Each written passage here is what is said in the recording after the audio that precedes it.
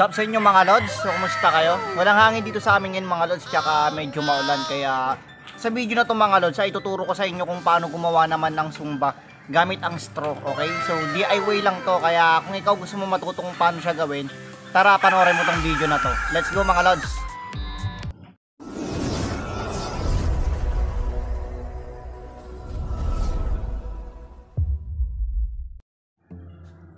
So ito na yung mga gagamitin mga lods. Syempre yung straw, yung gunting natin, tapos extra na tali na matibay, okay? Pwedeng nylon, pwedeng tansi, kahit ano basta matibay mga lods.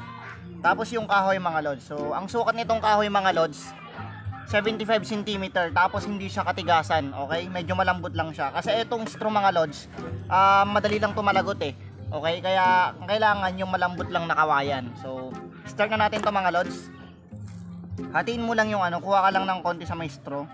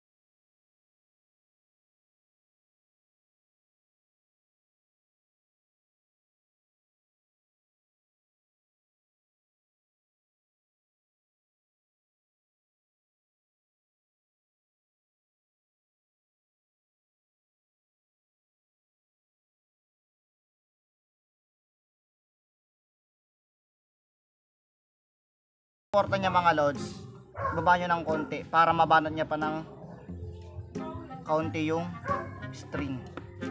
So pwedeng yung gawing adjustan to, etong suporta niya, okay?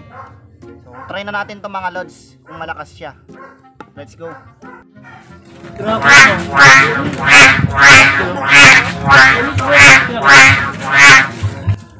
So okay siya mga lods.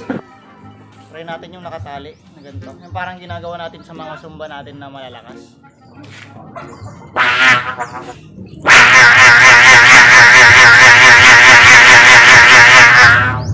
Wow!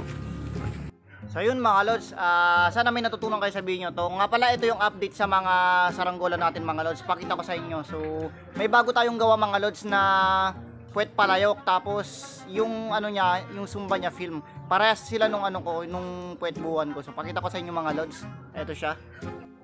Yan, so ito mga lods, yung mga bagong guryon natin. So ito yung ano, yung puwet palayok natin, tapos yung puwet buwan natin. So try natin yung mga sumba nila. Papaikutin ko lang yung saranggola mga lods. Yan. So unahin ko tong ano, unahin natin tong puwet palayok mga lods. Ayan yung sumba natin.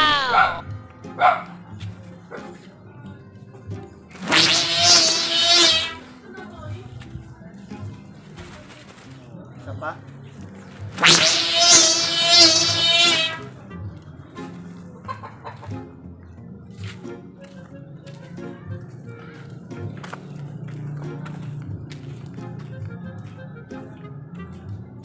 Ayos lang natin ng konti yung sumba niya kasi medyo matinis masyado. So may adjustan yan mga lods. So i-adjust ko siya. Try natin ulit.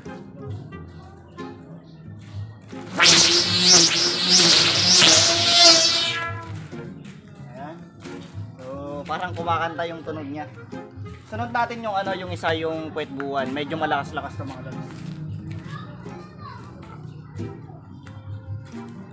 Moonlight, puwet buwan with star siya. So try natin.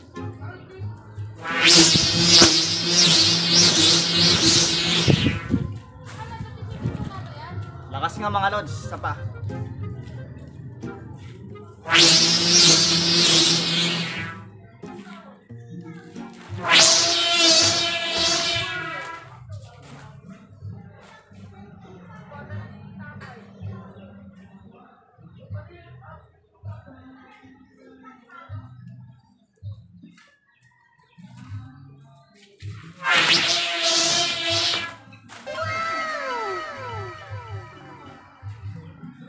So ayun, natatapos na naman tayo sa panibagong video mga lods. I hope may natutunan kayo sa tutorial natin ng ano, ng sumbang gawa sa straw, okay? So kung gusto mo ng medyo mas malakas dito, maglalagay ako ng mga tutorial sa baba.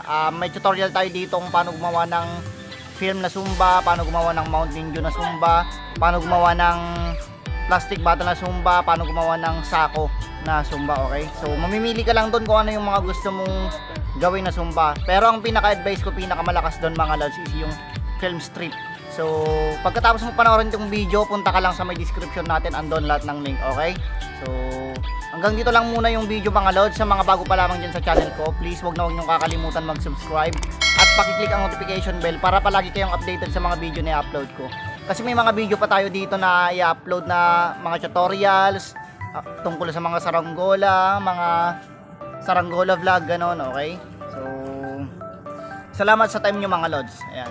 Thanks for watching mga lods and see you sa next vlog ko. Let's go!